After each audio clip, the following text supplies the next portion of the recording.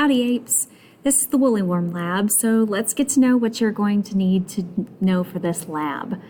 We're going to go outside tomorrow, so be sure to be prepared. We won't be outside for very long, but if you normally have a hoodie on in class, because I know it's really cold in my class, you might want to remember to bring something else to wear, like a light t-shirt underneath or something, because we will be out for about 10 minutes or so, maybe a little bit longer if it takes us a little bit longer to collect our data, but it won't be any longer than that. Data collecting shouldn't take too very long, and it definitely won't take the entire class period. So just be aware of that. We will be going outside tomorrow, definitely. The only thing that would probably prevent us from going outside would be rain, but it doesn't look like that's going to be a problem tomorrow. So you have been warned. You are going to be a predator tomorrow. You are going to be a predator that preys on what are called woolly worms. Now, there are a lot of different kinds of woolly worms, but they are all the same species. So the key thing to remember about is they're the same species, but our population has a lot of genetic diversity in it. They all live outside of our school building, right outside of that door that we went out of in order to do our relay race lab. So isn't that convenient that they're right out there? There's a lot of genetic diversity in them, and you're able to tell them apart very, very easily, but they are still members of the same species. So we're going to see a lot of variability in this population, in this species, lots of different colors, and so it will be very interesting. So the question that we want to answer, what question do we want to answer? Are some worms better adapted to their surroundings than others? So we're going to answer that tomorrow. And is a selection of woolly worms by a predator a chance event, or is it due to natural selection? So we will collect data and use a statistical method of analyzing this data to determine the likelihood that an observed distribution is due to chance. So we're going to figure this out using statistics. So those of you in statistics, here's your chance. I know you never thought that this was going to happen, but here you go. Here you go. All right, so let's see what else we're going to need to do. All right, in your pre-lab tonight, you need to make sure that you're reading through everything in the introduction and reading through your pre-lab question. This pre-lab question is there for a reason, so that you have an example of what specifically you're going to be working with our woolly worms. So this is your pre-lab table for your toads and snakes.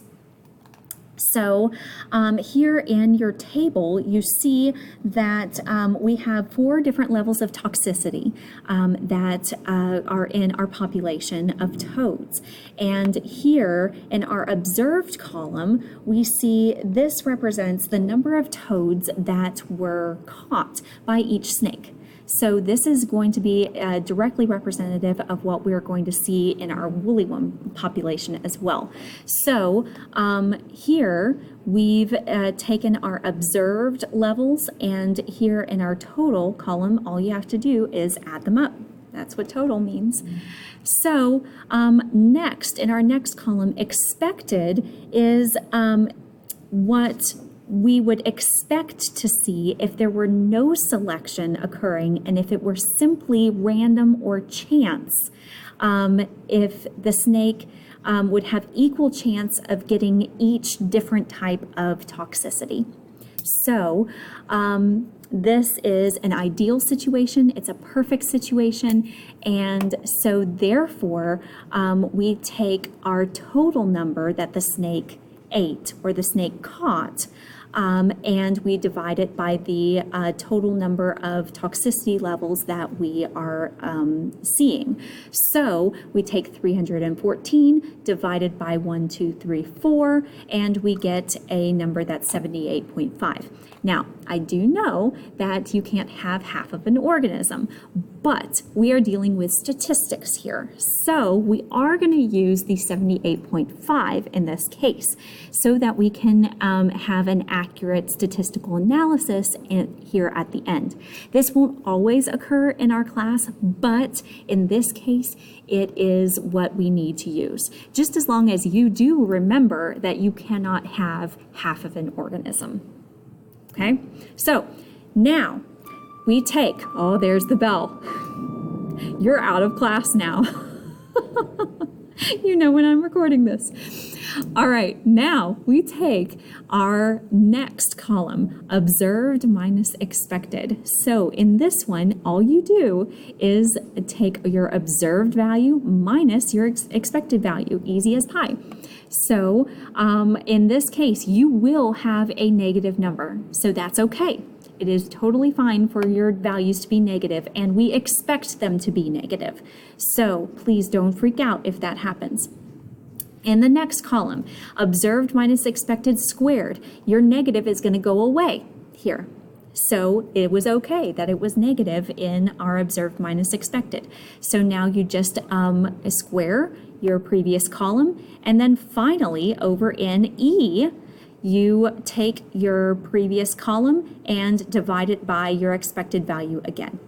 So here we finally have toxicity level 1 completely worked out for you. As an example, 10.35 is our value, and if you do that for each level of toxicity, you should have enough to total it out at the bottom. So finally, when you add all of your values together, down your observed minus expected squared divided by expected, your E column, that is your chi-square value. And that goes into your total square down at the bottom, right in that bottom square. So that's what a chi-square value is. I would, at this point, ask any questions, but there you go. If you have any questions, you can always ask me on your mind. Now, turn over to probability on your packet. On the very back page, there is a chart that says probability. The degrees of freedom is 1 less than the number of observations. So, the number of, since we made 4 different toxicity levels, toxicity level 1, 2, 3, and 4, we have 3 degrees of freedom. So we want to know if our chi-square value is statistically significant or not. Let me say that again. We want to know if our chi-square value is statistically significant. So we need to use our probability value in order to figure that out. So this is right here, if you guys need to figure that out, your probability values, okay?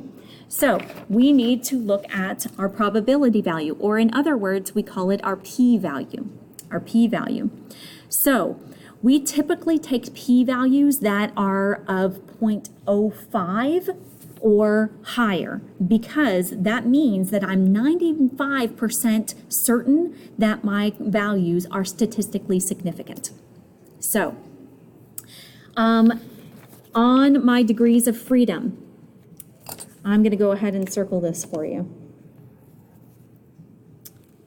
So, I have 3 degrees of freedom, and my probability is 0.05.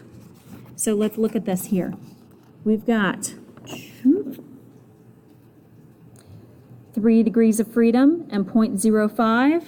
So I have a chi-square value of 7.82 right there. If you're following along on there, that means as long as my total on my chart is 7.82 or greater, then my values are statistically significant. Okay? So, hopefully this is clearer than mud.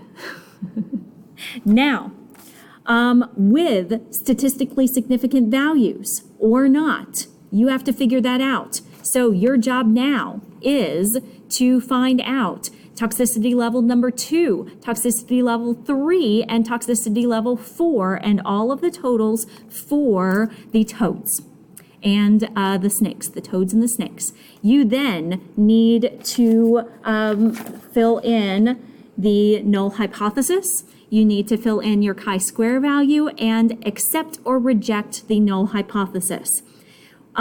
Using your values, if they're statistically significant or not, you need to decide if your null hypothesis can be accepted or rejected and fill that in. Okay, so after you finish that, you will take your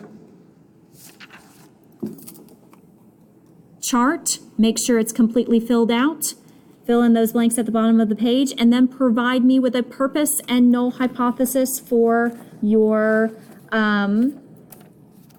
woolly worm lab. So you make sure that you have something to bring in tomorrow and show me. Okay? So there are 2 blanks there that need to be filled in that I will be checking tomorrow. Make sure that you read through the procedure and you know exactly what you're coming in to do. That's the way that you get to participate tomorrow. If you have any questions about any of this, if you're confused, if I have been talking and you don't understand what I'm saying, please, please, please message me on the Remind. So, hope this came across pretty well, and if you need anything, let me know. All right, I will see y'all tomorrow.